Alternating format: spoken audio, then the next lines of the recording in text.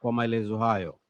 Mheshimiwa Rais, sasa kwa heshima na taadhima, naomba nimwombe Mheshimiwa Yoweri Kaguta Museveni, Rais wa Jamhuri ya Uganda, ili naye aweze kutoa hotuba yake katika hafla hii ya ufungaji wa kongamano la wafanyabiashara wa Tanzania na Uganda. Mheshimiwa Rais, nakuomba tafadhali uelekee katika eneo la kuzungumza. Asante.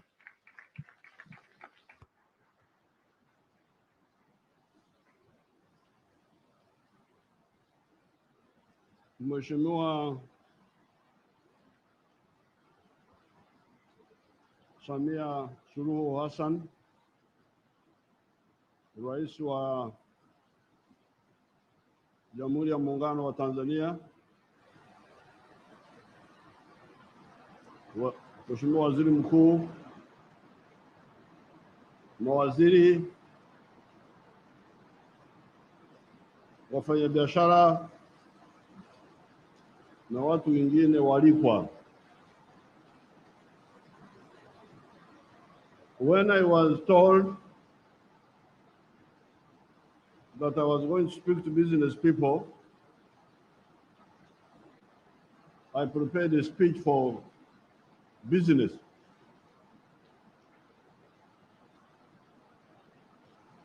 Then later on I was told to say, no, you're going to speak on oil. Oh, so I was wondering how to do it. But last night I asked permission from Her Excellency. She said, wewe sema maneno yako yote.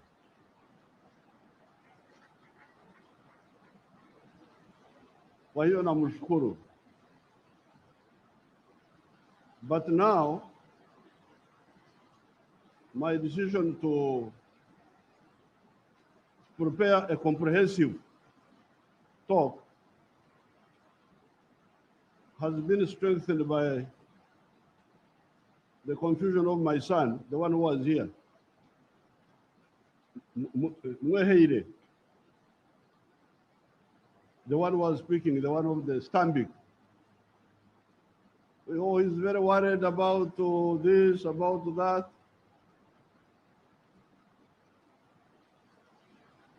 And I know why he's worried. Because his bank is always confusing.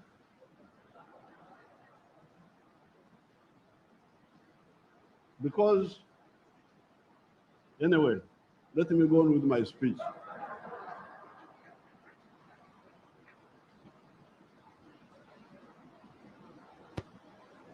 Your Excellency, the challenge before Africa today is an old one. It is the challenge that has faced man for the last 4.5 million years, since man evolved from the lower primates to the Homo sapiens species with a superior brain, walking on 2 legs, and with a hand that can hold tools and do work. Since that time, man has been oppressed by the two phenomena: oppression by nature and oppression by fellow man. The latter phenomenon included oppression in the form of slavery, feudalism, colonialism, dictatorships, etc. The former included suffering from diseases, drought, hunger, floods, pests, etc.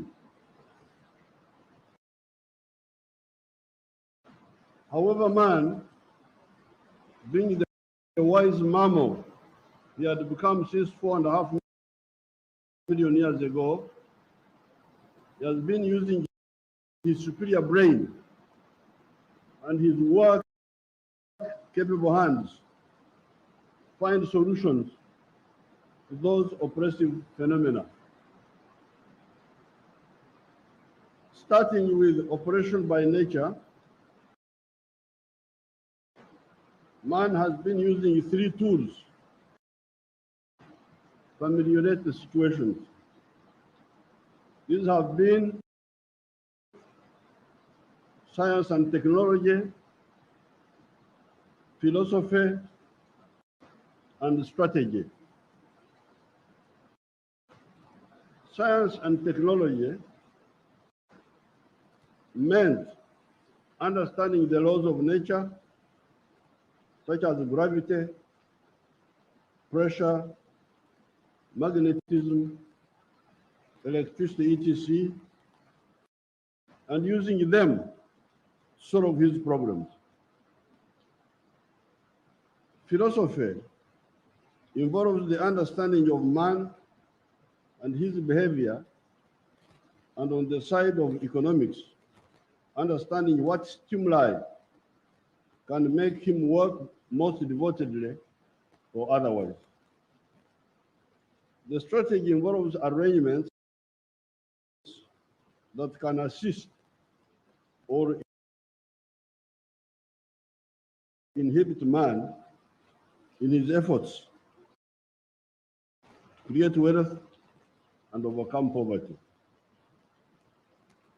Man everywhere has been making progress on the front of combating oppression by nature, but at different paces. Some zones of the world moving faster than others on account of some identifiable reasons. 1.5 million years ago, man invented fire. Fire enabled man to solve so many problems: to cook, to roast, to fry, to light, to warm oneself, etc. This enabled man to go from trees and start living in caves, which were more comfortable than the former, because he could now warm the caves, which were too cold for human habitation, and expel the darkness from the caves. 10,000 years ago, he started domesticating crops. And between 8,000 BC and 2,500 BC, he started domesticating animals, livestock. In terms of philosophy, societal ideas evolved from metaphysics, predestination, and so on, to the understanding of man's ability to influence his destiny by working. Meanwhile, especially in Europe, society was evolving. As Karl Marx pointed out, by the time he wrote in 1848, society had gone through 4 social systems of the primitive society, the slave state, feudalism, and capitalism, and was at that time entering the era of socialism and communism. The best crucible of understanding this phenomena of social evolution is the onset of the French Revolution in 1789. By this time, France, and maybe other parts of Europe, was a 4-class society, which were the feudalists or the aristocrats that lived on rent from land, the peasants that were serfs on the land owned by the feudalists and had to surrender a part of their harvest to the landlords, the new class of the middle class, the bourgeoisie, and that's what Mohiri should understand. I didn't know that it's God who told me to write this way. That lived on profits, the difference between the cost of inputs and the production of a good or a service, and the price of the final product. These were manufacturers, traders, service providers, etc. And also the new class of the working class, the proletariat, who no longer owned anything except their labor, which they sold to the bourgeoisie in return for wages. This is how you, the businessmen, come on the scene. You are a historical phenomenon.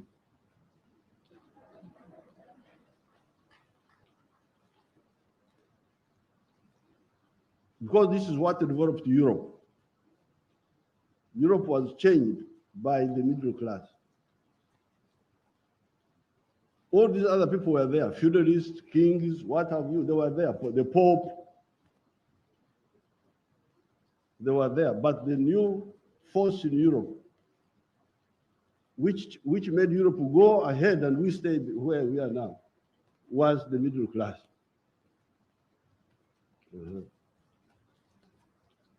And that's why I was very happy. Oh, let me talk to the middle class. I was very happy. But then they said, no, you only talk about oil. I said, no, I can't talk about oil, because oil is just a small thing. The middle class is much bigger, as you will see in my argument. This new class, the bourgeoisie, caused a lot of changes in the world, good and evil. On the side of evil, you have imperialism. That was by the middle class. Imperialism. The slave trade, nani walikuwa wanauza watumwa ni wale wale.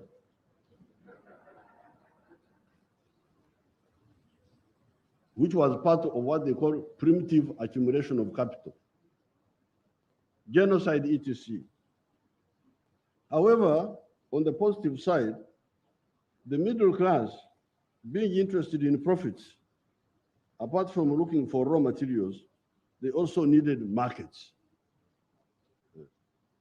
Markets. Middle class, markets. When you produce, where do you sell?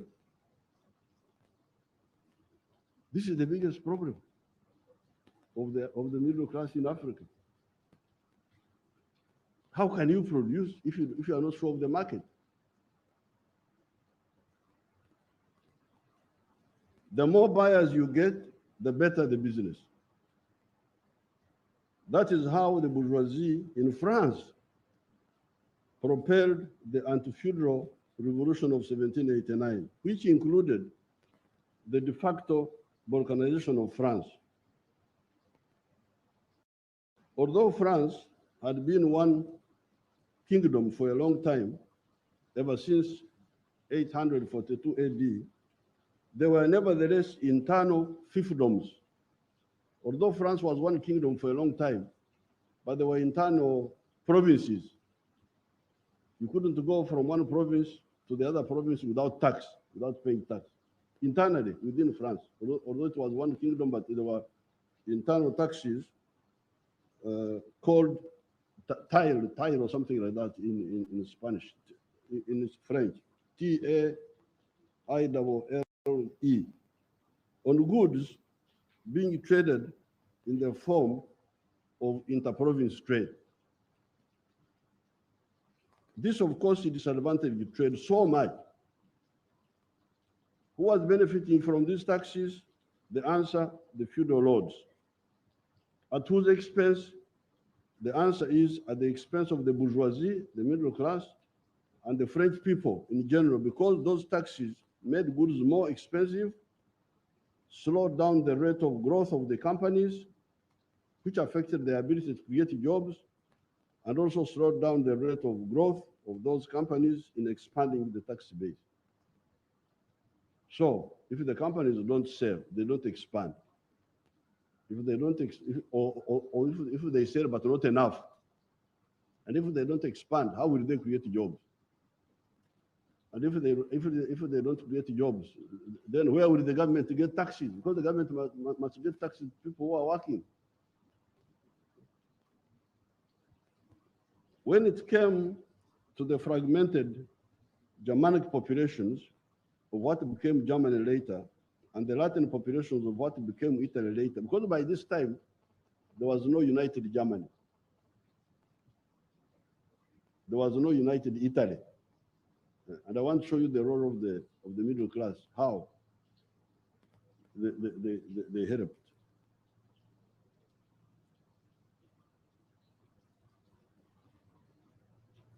The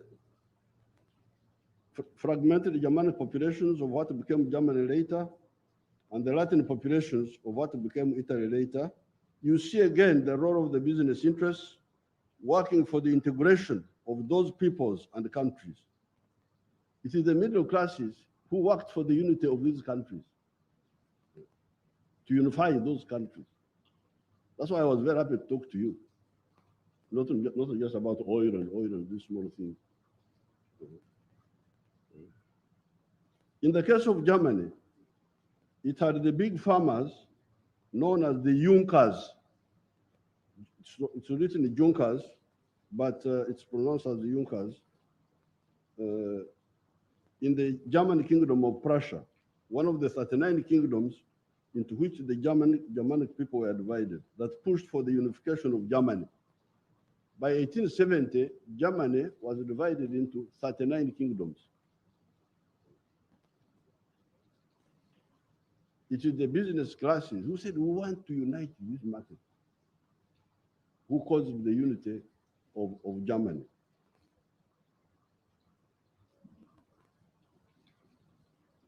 That effort was achieved in 1870, following the Franco-Prussian War of 1870. The unification of Italy was not one country until 1860, following efforts by people like Henry Cavour of Piedmont and Garibaldi.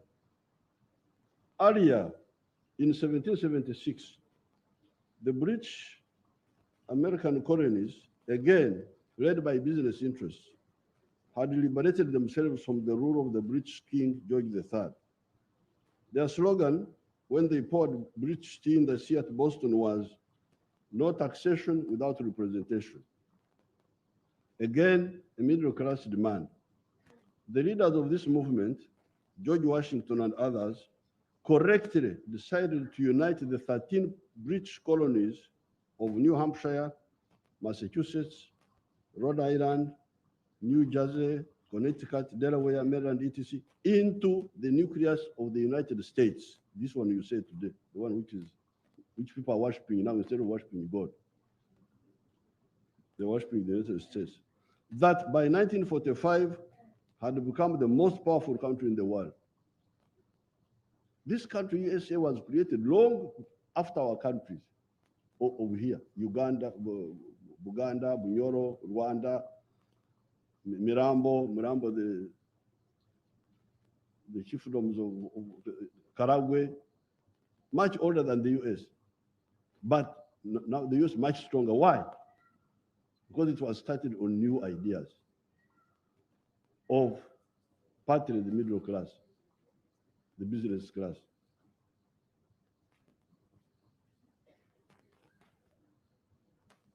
Just next door, you had the older Spanish colonies of Latin America and Brazil that had belonged to Portugal. Instead of uniting, their leaders preferred balkanization, remaining fragmented. Today, with the help of television, you can see the different products of the two laboratories of history, one in North America and one in South America. In North America, you have power and prosperity. There are other internal challenges notwithstanding. In Latin America, you have weakness, poverty, insecurity, and desperation. You saw those people walking to the US. You have seen them on TV, those Latin American countries. Latin America is very rich in terms of natural resources. That's what I was saying last night. Mali asili sio biashara, natural resources. Natural resources are not business. They are not wealth. Latin America is very rich.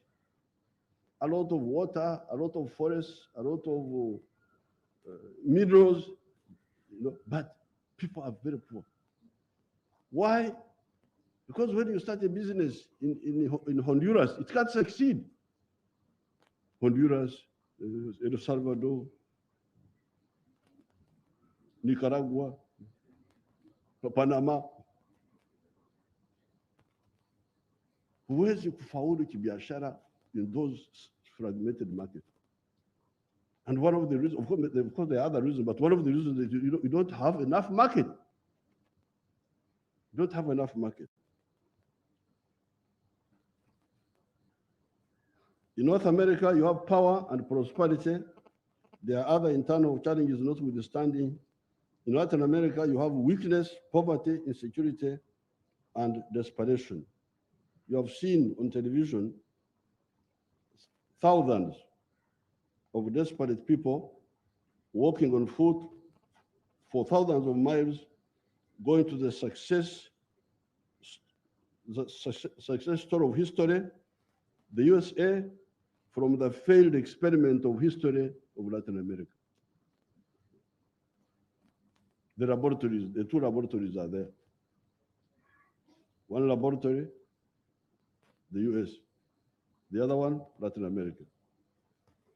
When it therefore comes to Africa, particularly East Africa, we cannot say that we are short of examples of what needs to be done in the last 500 years of the long human history. The question is, if you do not ensure the availability of some factors, including the availability of a large market, how will business grow? Secondly, the question is, if business does not grow, how will you create jobs? How will you ensure the production of goods and services that you need to import substitution and also for export promotion? How will you expand the tax base to get enough money for the government to provide adequate services to the people, including the building of the infrastructure itself? How will you solve this? If business doesn't grow, how will you solve all those problems? By 1986, when the NRM took power after an armed conflict of 20 years, 1966 to 86, the economy of Uganda had collapsed and had been totally informalized. Colonialism and the immediate post-colonial years had seen the emergence of a small enclave, that's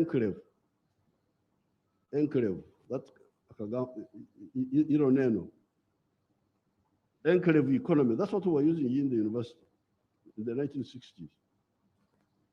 By that time, we had diagnosed this problem. And that's what Mahir is talking about. He's talking about an enclave economy. Enclave economy of modernity, a small island of modernity, surrounded by a sea of backwardness. The writers of that time were describing that small economy as the economy of the 3 C's and 3 T's. The three C's were cotton, coffee, and copper. That was Uganda in the 1940s, 50s, and so on. 3 C's: coffee, cotton, copper. And 3 T's: tobacco, tea, and tourism. That's how they were describing our small island of mambo ya kisasa imezungukwa na hali ya duni. Villagers without income, without what? Wamezunguka katika island katika ziwa ka modernity. Electricity, simu, some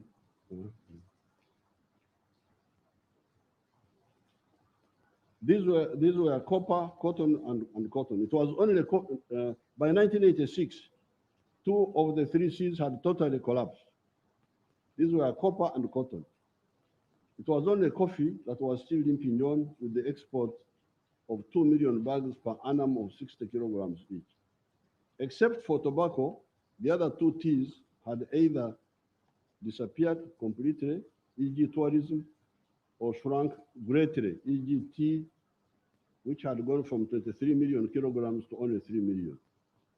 The word enclave means island, and the enclave economy therefore means an island of modernity surrounded by a sea of backwardness, e.g. peasants only working for the stomach that some people call subsistence farming.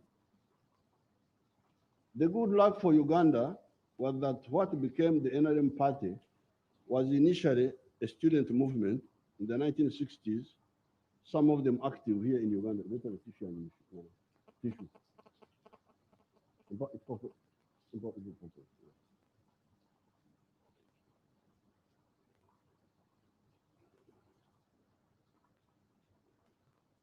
During that long period,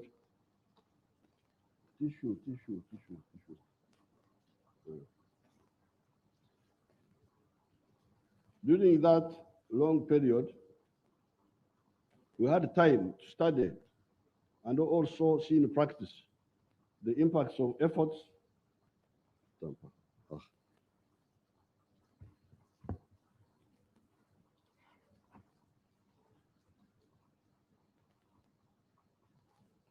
During that long time, we had time to study and also see in practice the impact of efforts for socio-economic transformation, positive and negative, by the different policy stimuli or disstimuli, if we can coin such a word.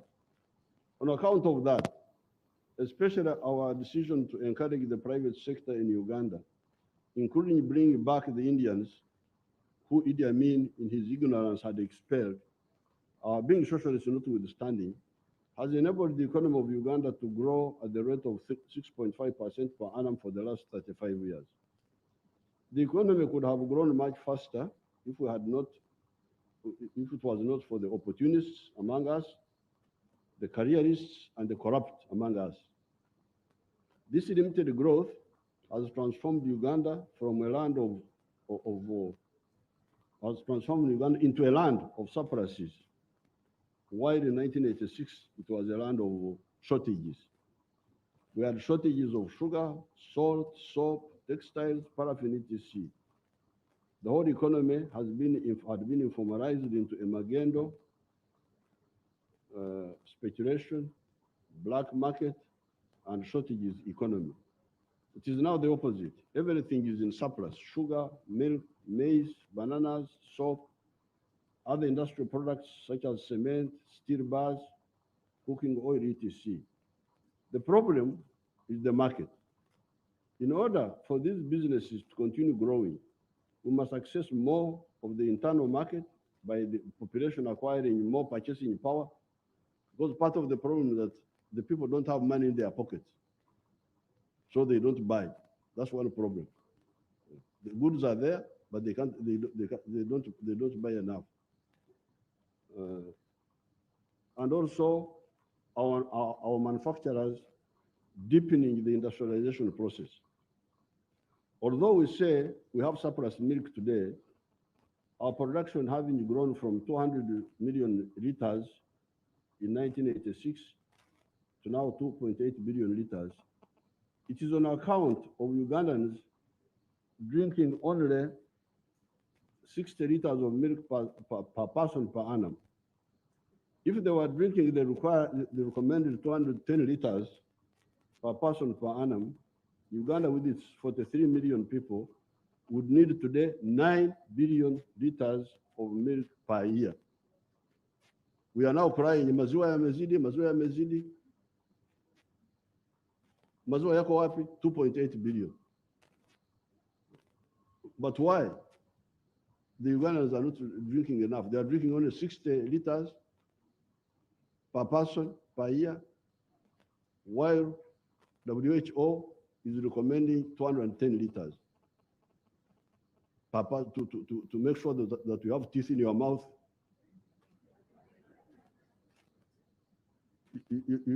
Your bones don't break.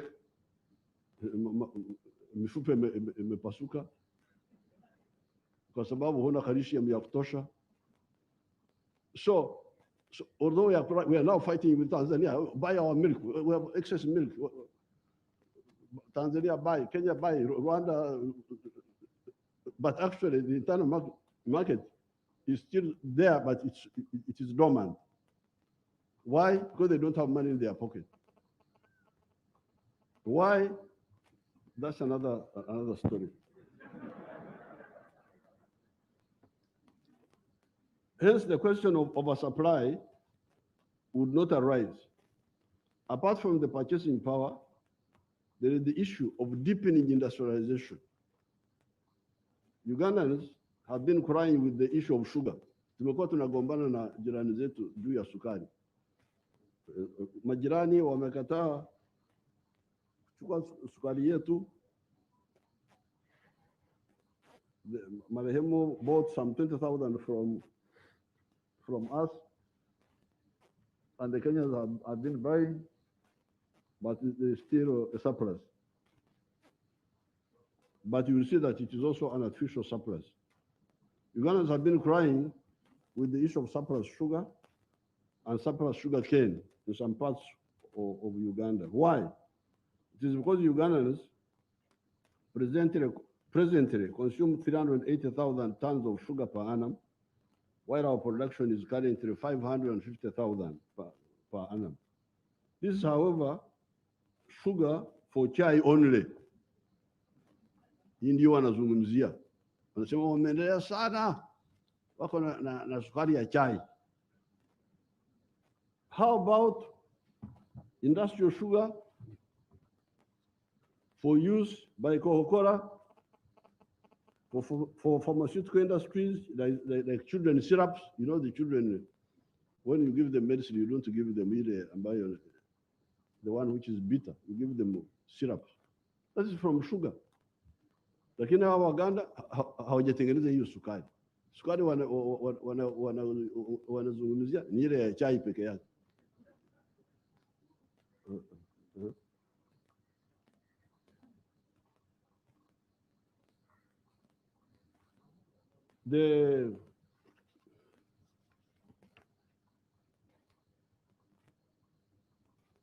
How about industrial sugar for use by Coca-Cola and for pharmaceutical industries?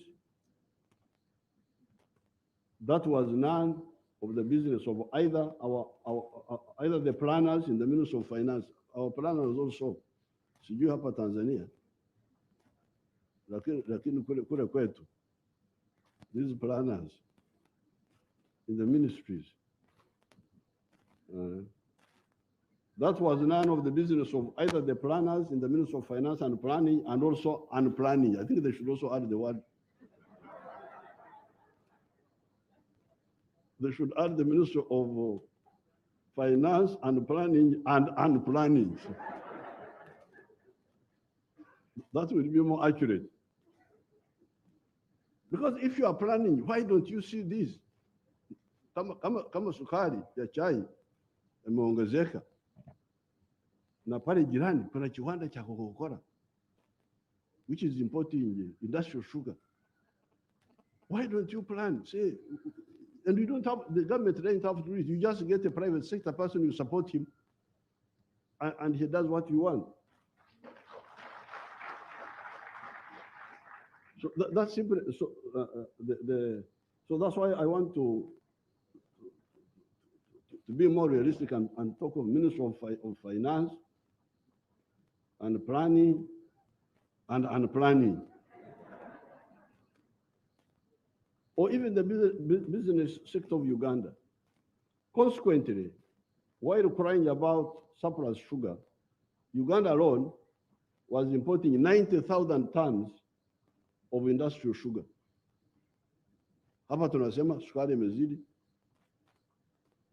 Upande ule, we're importing 90,000 tons of industrial sugar. In order to make 90,000 tons, of industrial sugar, you need to refine 100,000 tons. Now, I don't know how much industrial sugar East Africa imports per annum. So if Uganda, who have now some surplus sugar, go into industrial sugar, they will supply the Uganda market, but also maybe the East African market also. Then there is the region. So first of all, the internal market, strengthening it by more purchasing power, but also the deepening the industrialization. Then there is the regional market and the continental market. This is where you come in, you're the business people. You really need to work with the political class to unequivocally support both the economic and the political integration of East Africa and Africa. Since 1963, I've been a follower of Mwalimu Julius Nyerere on the issue of the political federation of East Africa.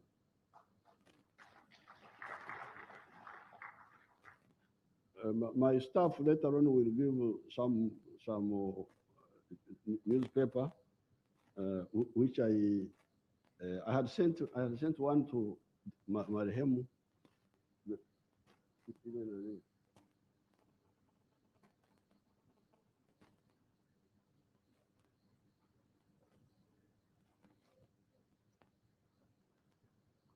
This was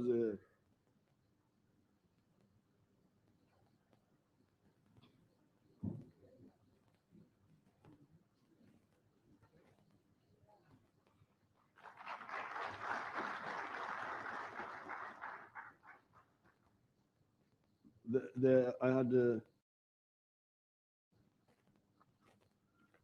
they will give you a copy. That paper was 1963.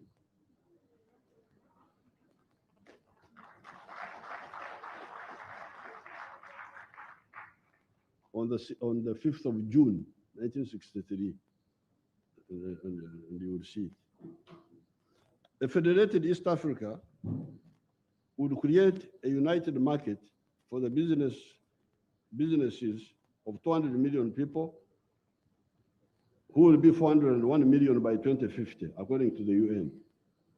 The political federation would also make it easier to handle issues of insecurity, such as the insecurity in Eastern Congo, Somalia, Mozambique, which affects even the countries that are stable, because we have not and we cannot build wars between these sister countries. Moreover, East Africa is quite homogeneous around the language of Swahili, on top of the shared heritage of the Bantu, Nilotics, Nilo-Hamitic, and Cushitic peoples of this area. Last night, Her Excellency talked of Ntungamo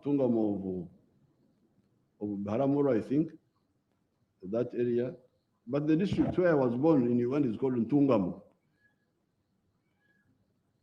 in Uganda. And it is from the verb kutungama, when you go up. I think Swahili would say kupanda. Lugha za kule kwetu, kupanda is kutungama. When you go down, is okushuma. I think that's how you have got to Rusumo. You know that Rusumo, the other one in Burundi, Rwanda there, Rusumo, when you are going down, okushuma, when you are going down. So, hawa ni watu sisi ni watu wamoja. It is these similarities and ancient linkages that should enable East Africa to achieve maximum unity in the form of political federation and economic integration. Then we'll go to the CFTA, the Continental Trade Area. I do not agree with Muammar Gaddafi, nor with Nkrumah Osajefo, nor did Mwalimu on the issue of one government for the whole of Africa. At the continental level, you do not have the same similarities like you have in respect to East Africa and Central Africa. You may even have some irreconcilable contradictions that would not permit the maximum level of integration. However, the common market of Africa is possible and desirable. It would give business a market of 1.4 billion people today that will grow to 2.5 billion by 2050. The two levels of integration, political and economic for East Africa, as well as economic for the whole of Africa, would create a bloc with which we can negotiate durable market access internationally with the USA, China, EU, Russia, India, Japan, Indonesia, etc. You remember the world is Mpankuwe. Give me so that I give you also. Reciprocity. Why all those efforts? Why do we, the freedom fighters, who have been following Mwalimu since the 1960s, why do we insist on this? Why do we continue talking about this? It is on account of our search for prosperity. If the African societies are going to be prosperity, how will they be prosperous? They can be prosperous through business. Business, what does business need? Market. How do you get the market?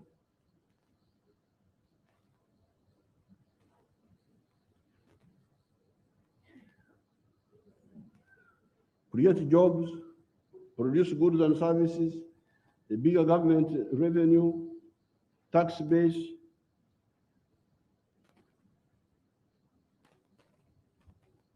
strategic security, strong armies that are able to ensure security and defend us against any and all enemies of whatever potential, taking advantage of our similarities, linkages, and a common history. In my view, this is part of the historical mission of the genuine business class of Africa. Otherwise, if we build a Latin America instead of a United States of America in Africa, we shall condemn our children to the sort of miseries you see in Latin America and even the Middle East, not to mention the harvest time for problems in Africa of today, Mali, Burkina Faso, Libya, Central African Republic, Somalia, Eastern Congo, Mozambique, etc. When we talk of business class, of the middle class, of the bourgeoisie, we should not forget that some of the middle class groups play a parasitic role in backward economies. China has within 70 years gone from being number 56 in the world in 1951 in the size of its economy to being number 2 today on account of the accuracy in analysis of its leaders of this issue of the middle class and also of other issues.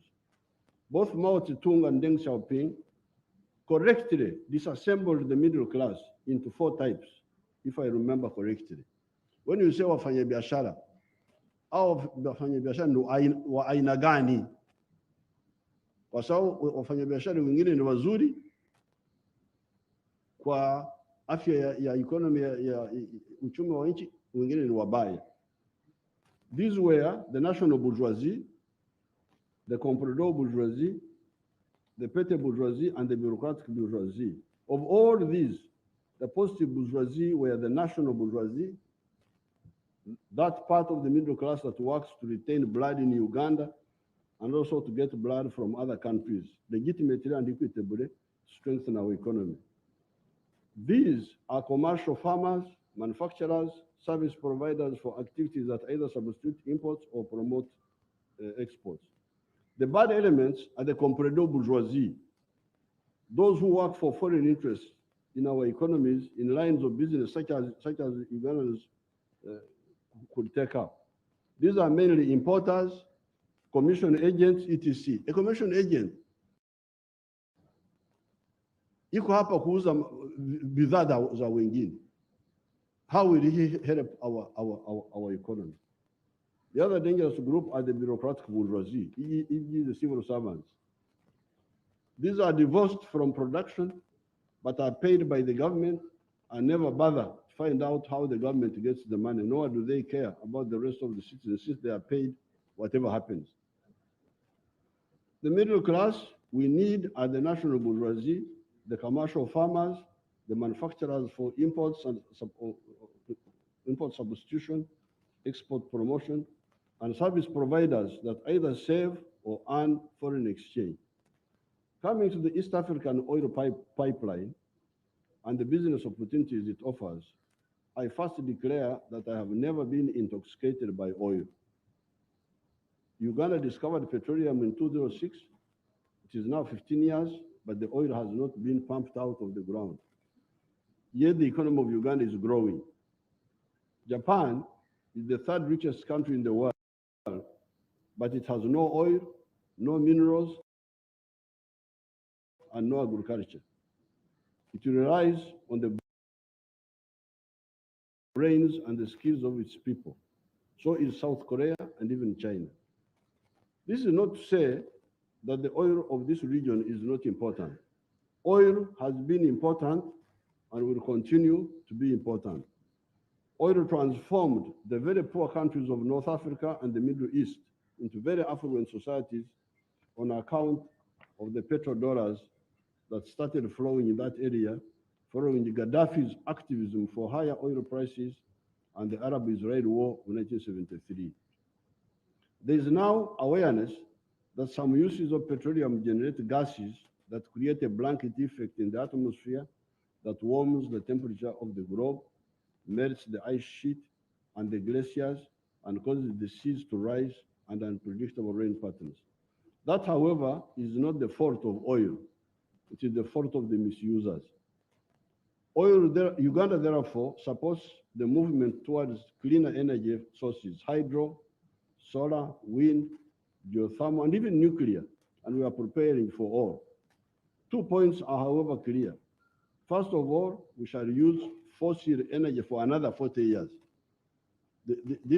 So you don't have to worry that the oil is about to run out of demand, because as I will show, there will always be demand for oil.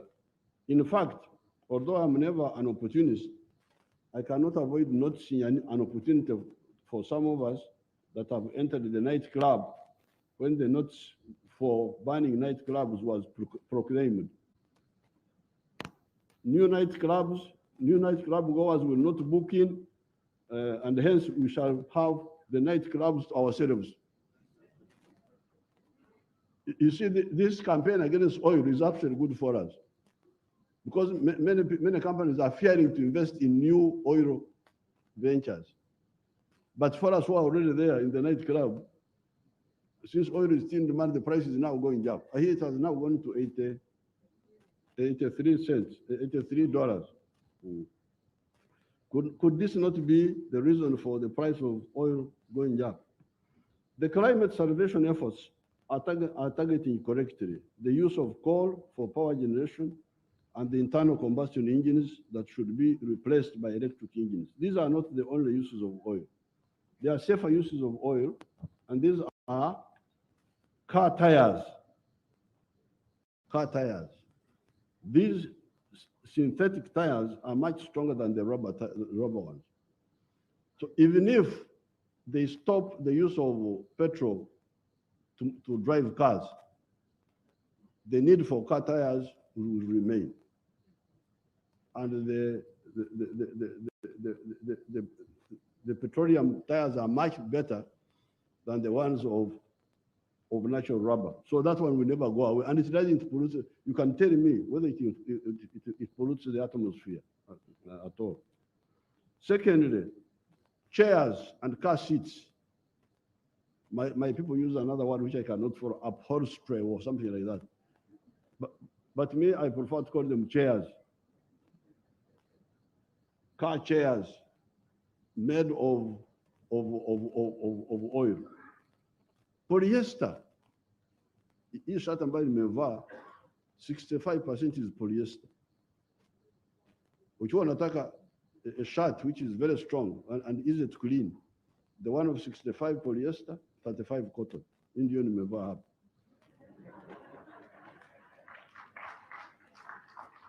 So the demand for polyester will not go away and should not go away, and it's not a problem to the environment. Nasikia madawa, medicine, that also oil is used in medicine. I don't know how. I've never taken any oil for medicine. But bitumen, asphalt, kupiga lami, hizi lami. Cosmetics, detergents, packages, kufunga vitu. Here, the environment issue is no longer greenhouse gases, but waste disposal. If we can get a waste disposal, a good waste disposal policy, then the oil will be here forever. We shall stop using it to drive cars, because that's a bad use. But it will be used forever for all these purposes. Here, the environment issue is no longer greenhouse gases, but waste disposal. Can we not perpetually recycle some of those for reuse? That we go on recycling them? They can answer that. Therefore, Tanzanians, Ugandans, all the global citizens, the East African pipeline business is a good, durable business.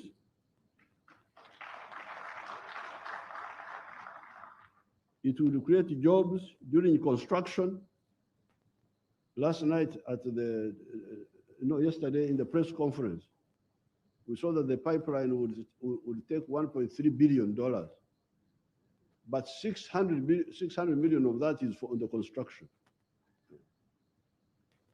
And then the other 270 something is on the factory which they will put in Uganda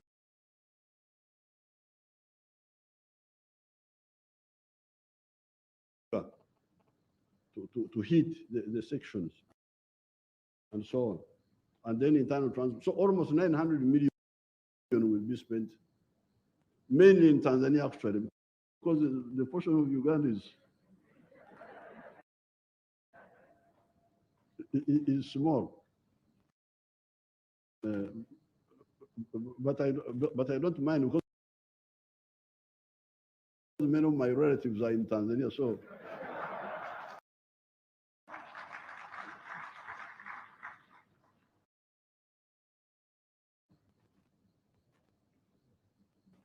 other service providers will also be able to supply. Now, the crying of Mwehide, you see, I don't want to divert myself, but what he's talking about is the enclave economy. In Uganda, with these wonderful people, some of them are here, the politicians, forget about the civil servants, those ones are out of the question.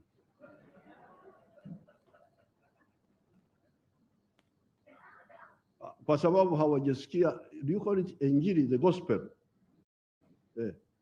Hawa watumishi wa serikali hawajasikia Injili ya ukombozi.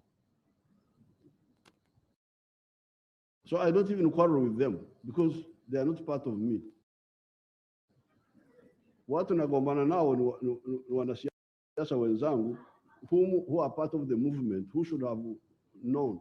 Because you see, like for instance, until 7 years ago, 68% of the homesteads in Uganda were in what they were calling subsistence economy. Uchumi to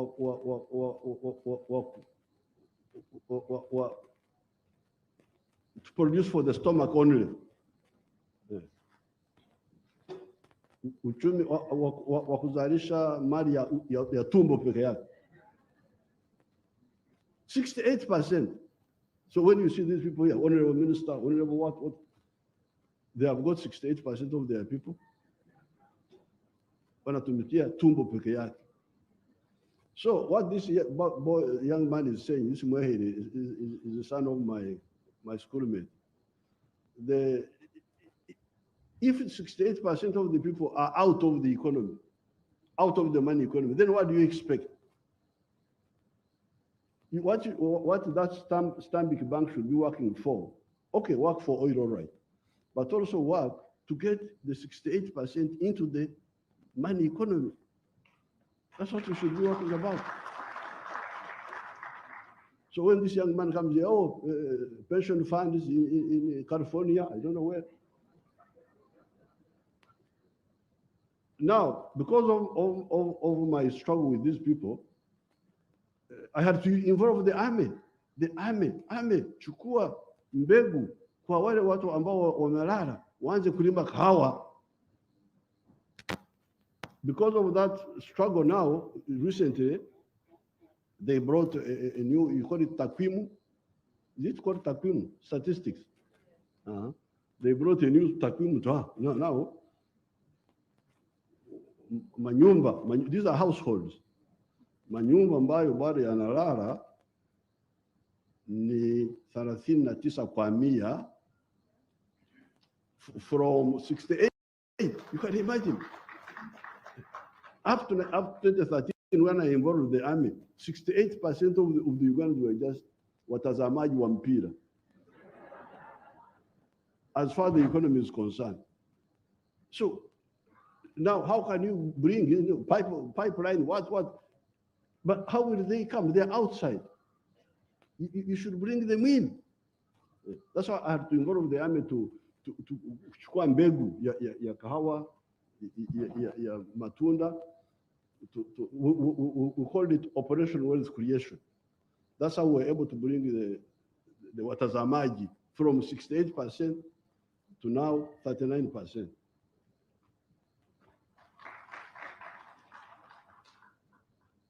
So I think we should look at that along all this whole pipeline. That's what I was discussing with Her Excellency yesterday about mifugo, kwa mfano. Because 1986, our Uganda walikuwa wana kampuni yao ya taifa ya maziwa. Walikuwa wananunua unga ya maziwa kutoka Denmark. Wanaleta unga ya maziwa, fika pale Kampala, wanaweka maji ya Victoria, wanapaka chapa, Uganda Dairy Corporation. The only Ugandan thing there was maji.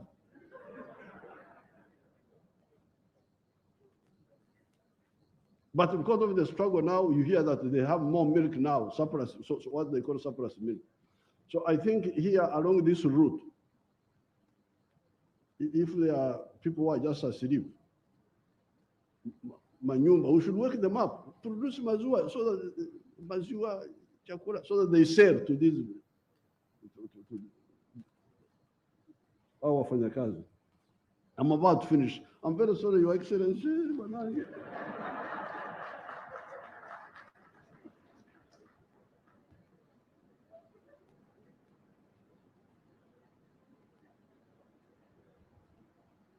Unlike Japan or Korea or other service providers, will also be able to supply those who work in the oil sector, e.g. hotels, transport, food supply, etc. Unlike Japan or Korea or Saudi Arabia, who either do not have oil or only have oil, East Africa has got everything.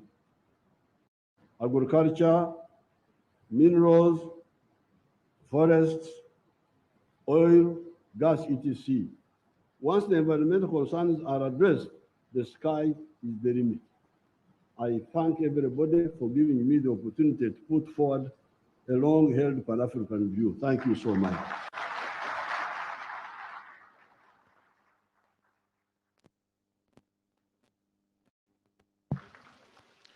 Asante sana Mheshimiwa Yoweri Kaguta Museveni, Rais wa Jamhuri ya Uganda. Kwa mara nyingine tena niombe tumpigie makofi Mheshimiwa Rais.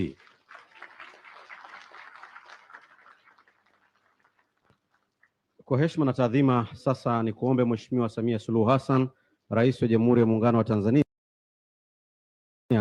ili nawe uweze kuzungumza na hadhira hii, ambapo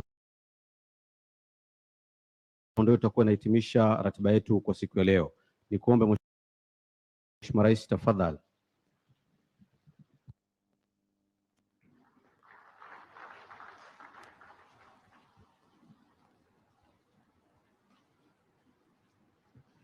Nakushukuru MC. Ndugu zangu washiriki, baada ya lecture ile ya General Museveni, nadhani nitasema kipi kipya,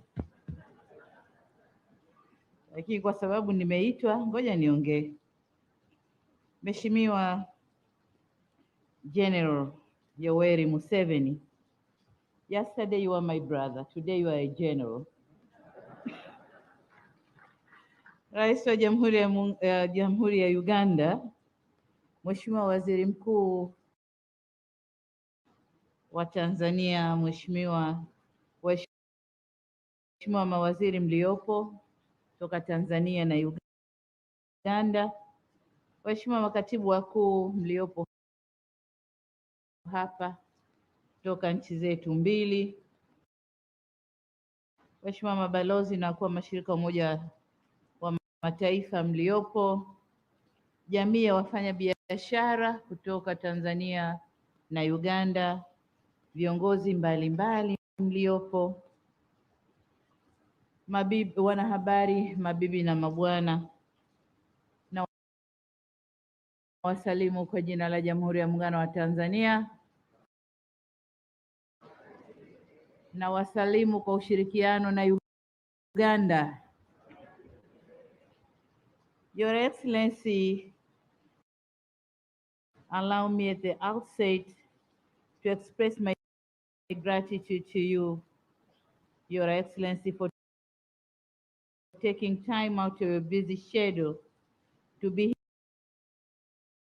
here today to participate in this business symposium, which focuses on the progress and development of the oil and gas sector, including the ECO project, as well as discussing the mechanisms and conducts business is being done in our two countries and how to promote it.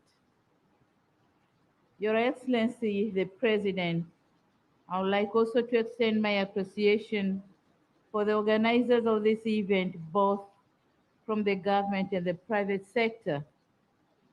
The event of this kind brings synergy between our two governments and the private sector community, who are part and parcel of our overall mission to have an equitable and developed society. We in Tanzania are very happy with your constant push and unwavering support and commitment to the realization of the strategic Eastern African crude oil pipeline project for the mutual benefit of our two countries.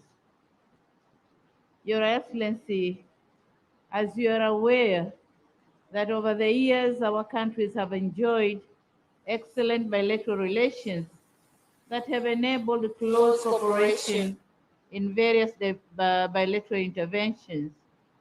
Our relationships and cooperation have remained even stronger during this challenging period of COVID-19 pandemic. Your presence here today displays a gesture of overcoming the impossibilities towards realization of socio-economic development in our two countries. Your Excellency, we thank you for the incredible lectures you have delivered here today. That was incredible. You have taken us years back in universities when we were taught on the basic economics, capitalism and economic development in Europe and America. That was our topic in university, early years in the universities. But then you have taken us through the new economic order, technologies and issues and environment. So we thank you very much for that incredible lecture. Your Excellency, the President, let me also thank you for the progress that we have achieved towards implementation of the ECO project since your last visit here in Dar es Salaam, and that was May 20th this year. A number of key milestones have been achieved toward the implementation of the project. Since then, we have received stronger support from the Ugandan government to implement key issues that underpin the development of the project. I was curiously listening to the presentations of what was discussed yesterday, and I'm happy to note that our experts have agreed to explore more areas of cooperation in the sector. ECO project will mean less if other areas of mutual cooperation are not exhausted for mutual interest. So we are very happy, and I heard my Minister for Energy talking about the gas pipeline to Uganda, but also the LNG project here in Tanzania, which is going to add value to the ECO project. So thank you, the symposium members, for your meaningful discussions. I also wish to note that delegates were acquainted with the opportunities this project presents in both countries. Therefore, it is my humble request to all delegates from the private sector to see those opportunities for the benefits of our country. It is your time, and I report it is your time. You must be up for the opportunities. Our two governments are doing everything possible to make sure private sector and local communities benefits from presence of the ECO project and other projects as I have mentioned them. Mheshimiwa Rais, katika kukuza ushirikiano katika sekta ya mafuta na gesi, napenda kuwaarifu na kuwafahamisha wawekezaji na wafanyabiashara hususan Uganda kwa Wizara ya Viwanda na Biashara kupitia Taasisi ya Utafiti na Maendeleo ya Viwanda TIRDO ina uwezo wa kutoa huduma mbalimbali za kibobezi ikiwemo kufanya ukaguzi katika vifaa, bomba ya kuhifadhi na kusafirishia mafuta na gesi kwa kutumia non-destructive test, yani NDT, na inayoharibu destructive test. Kuchomelea ambako kwenye sekta hii ya mafuta na gesi kunahitaji weledi na umakini wa hali ya juu wakati wa ujenzi, usimamizi na marekebisho. Nimefahamishwa kuwa usafirishaji wa mafuta yaliyochakatwa katika mabomba yanayopita kutoka nchi moja kwenda nchi nyingine yatahitaji kukidhi vigezo na viwango maalum, ambapo serikali imeiwezesha TIRDO kuwa na vigezo hivyo. Aidha, TIRDO inatoa huduma ya mafunzo ya ufundi wa kitaalamu kwa wachomeaji, yani certification of professional welders, ambapo wahitimu wataweza kukubalika au kutambulika kimataifa katika shughuli za kuchomea vitu mbalimbali ikiwemo vifaa vya mafuta na gesi, na ni matumaini yetu kwamba kile kiwanda cha Igunga watakao kwenda kufanya kazi pale ni mafundi waliofundishwa na TIRDO. Na hapa Mheshimiwa Rais, kwa kuwa hili ni kongamano la wafanyabiashara, hatuna budi kuzungumzia uwekezaji katika nyanja nyingine ili kufanya biashara ya mafuta iendane na biashara nyingine. Katika eneo la uwekezaji, Tanzania na Uganda tumejitahidi, lakini bado jana tulikubaliana kwamba hatujafanya vizuri sana, tuendelee kujitahidi. Lakini tunapozungumzia uwekezaji ni lazima uendane na maendeleo endelevu ya kiuchumi na mifumo inayoimarishwa katika kujenga uwezo wa uzalishaji wa ndani wenye kuunganisha juhudi za kila sekta ya uchumi, yani forward and backward linkages, kumudu kwa kiwango kikubwa cha mahitaji ya soko la ndani na ushindani wa bidhaa kutoka nje. Nchi zetu zimejaliwa kuwa na rasilimali au maliasili nyingi ambazo hazijatumika ipasavyo. Amesema Mheshimiwa Rais hapa, kuwa na rasilimali au maliasili nyingi sio lazima uwe tajiri. Kwa sisi tunazo nyingi, lakini hatuko matajiri kwa sababu hatujazitumia ipasavyo kwa madhumuni ya kukuza uwekezaji. Hivyo basi ni muhimu kuendelea kuvutia uwekezaji katika nyanja mbalimbali ikiwemo viwanda vinavyotumia malighafi za ndani, hususan kwenye sekta za kilimo na maliasili, viwanda vinavyozingatia fursa za kijiografia, viwanda vinavyotumia nguvu kazi zaidi ili kuzalisha ajira, viwanda vinavyoendana na ukuaji wa miji, viwanda vitakavyozalisha bidhaa kukidhi mazingira ya biashara na kuwekeza zaidi kwenye rasilimali watu, na viwanda vinavyozaa viwanda vingine. Viwanda hivyo ni kama vile vya mbolea na kemikali kama alivyovitaja Mheshimiwa Rais hapa, vinavyotokana na byproducts za mafuta lakini pia gesi. Mheshimiwa Rais, kwa upande wa Tanzania, nafarijika kusema kwamba jitihada tulizochukua katika kipindi kifupi cha takriban miezi 8 zimeweza kuleta chachu ya kuongezeka kwa uwekezaji nchini, na kumekuwa na kuongezeka kwa usajili wa miradi ya uwekezaji na kuongezeka kwa idadi ya ajira zinazotarajiwa kutokana na miradi iliyoandikishwa. Maboresho na jitihada yamepelekea pia kupungua muda wa upatikanaji wa vibali vya kazi kwa kuondoa urasimu, na hivi sasa hata ndani ya siku moja mwombaji anaweza kupatiwa kibali kupitia mfumo wa kielektroniki, yani e-permit. Mfumo huu unaruhusu pia upatikanaji wa kibali cha ukaazi, resident and work permit, katika kadi moja. Kabla ya hapo kibali kilikuwa kinachukua miezi 6 au zaidi. Maombi mengi yalikuwa yanakataliwa baada ya mwombaji kulipa a non-refundable fee. Sasa tumehisi hii haiko sawa, tumerekebisha na sasa mambo yanakwenda vizuri. Tumefanya pia marekebisho ya sheria ya kuratibu ajira za wageni, ambapo kwa sasa sheria inaruhusu mwekezaji kuingiza wataalamu hadi 10 kutoka idadi ya 5 ilivyokuwa kabla Oktoba 2021.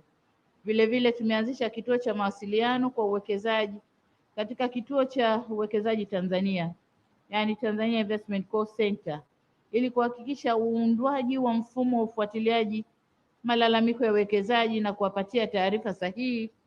Kituo hiki kimeanzishwa na kinafanya kazi kwa ufanisi. Tunaendelea kufanya maboresho muhimu ya kimuundo na kisheria ili kuhakikisha urahisi wa kuanzisha na kufanya biashara na uwekezaji hapa nchini. Mheshimiwa Rais na ndugu wafanya biashara, pia tumeimarisha jitihada zetu za kutenga na kuendeleza maeneo maalum ya kiuchumi ili kurahisisha uwekezaji mkubwa katika sekta ya viwanda, kilimo, teknolojia na usafirishaji. Katika kufanikisha hayo yote, tutajenga na kuimarisha sekta binafsi ili ikue na kuweza kuakisi utashi wa kisera na malengo ya kitaifa. Hivyo sambamba na haki zinazotolewa, sekta binafsi ina wajibu wa kutekeleza majukumu yatakayoleta tija na kuweza kuendesha biashara kwa kufuata sheria, kanuni na taratibu za nchi, na hatimaye kuweza kulipa kodi na ada stahiki za serikali. Uzoefu unaonyesha kuwa nchi nyingi duniani zimefikia viwango vya juu vya maendeleo kutokana na kutenga maeneo mbalimbali ya uwekezaji kupitia skimu mbalimbali kama vile special economic zones, export processing zones na nyingine za aina hiyo, kwa ajili ya kuhakikisha uwekezaji unakuwa kwa kasi na kukuza mauzo ndani na nje ya nchi. Tutaendelea kuhakikisha tunamaliza au kuondoa kabisa vikwazo vyote visivyo vya kikodi, yani non-tariff barriers, kuhakikisha usalama wa mitaji pamoja na uhakika wa kutengeneza faida kwa wawekezaji wanaowekeza Tanzania. Na kwa wafanya biashara wa Uganda, niwaambie kwamba hivi karibuni tutafungua ofisi ndogo ya mamlaka ya bandari mjini Kampala ili kusogeza huduma hizi karibu na nyinyi. Waswahili wanasema mteja ni mfalme, kwa hiyo nasi tunasogea kwa mfalme wetu Uganda. Lakini ndani ya ofisi hiyo tutaweka afisa kutoka kituo cha uwekezaji, ambao kwa wale wawekezaji watakaopenda kuja Tanzania wapate taarifa wakiwa pale. Mheshimiwa Rais, naomba sasa nitumie fursa hii tena kuwashukuru waandaaji wa kongamano hili pamoja na washiriki. Ni matumaini yetu kwamba kupitia kongamano hili litachochea zaidi uwekezaji na biashara kati ya nchi zetu mbili. Hivyo naomba kuhamasisha wawekezaji kutoka Uganda kuja Tanzania na Watanzania waende Uganda, kwa sababu tumesema hapa kwamba mipaka iliyopo iliwekwa na wale watu kwa madhumuni ya utawala, lakini sisi tunaweka mipaka mipya ya mabomba ya gesi, ya mafuta, ya umeme, ya viwanda. Hiyo ndio mipaka yetu sasa. Kwa hiyo wafanya biashara mwe huru kwenda huko na kwenda huko. Mmoja wenu alisema hapa kwamba makongamano kama haya yaendelee, na ni kweli yaendelee, kwa sababu kule nyuma mlikuwa mnavutana, watu wa serikali huku, serikali kule, wafanya biashara na wafanya biashara. Badili ya kukaa na kuangalia vikwazo ni vipi na vipi tutaondosha, mlikuwa mna stick to vikwazo na kuvutana, kuwekeana kauzibe, asije na nyie msiende. Hiyo haisaidii upande wa Uganda wala Tanzania. La maana ni kuondoa vikwazo na wote tukasonga mbele.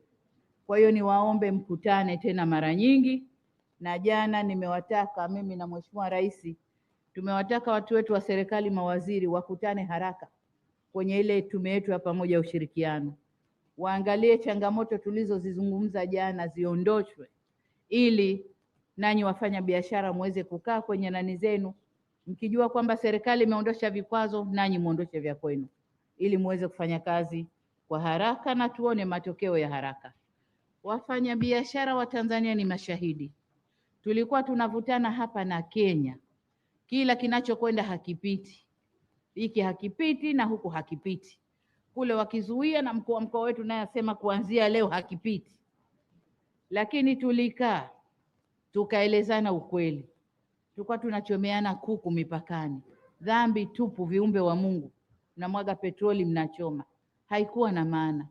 Lakini tumeondosha vikwazo, sasa biashara imekuwa mno.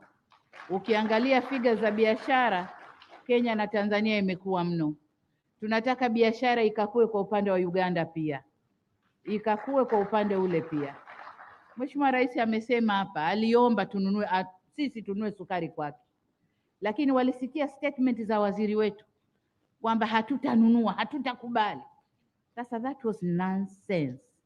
Mheshimiwa Rais, tutanunua sukari kutoka Uganda.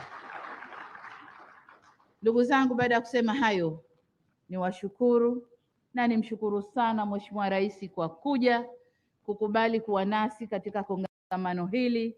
Tunamshukuru kwa mambo mengi aliyotueleza. Kuna watoto wadogo wadogo wengi hapa ambao hawakupitia yale ambayo ameyaeleza, leo wameyajua. Naomba wote tukafanye kazi kwa pamoja, tuendeleze nchi zetu. Asanteni sana na Mungu awabariki. Asante sana. Asante sana Mheshimiwa Rais kwa hotuba hiyo. Naomba kwa mara nyingine tena tumpigie makofi Mheshimiwa Rais tafadhali.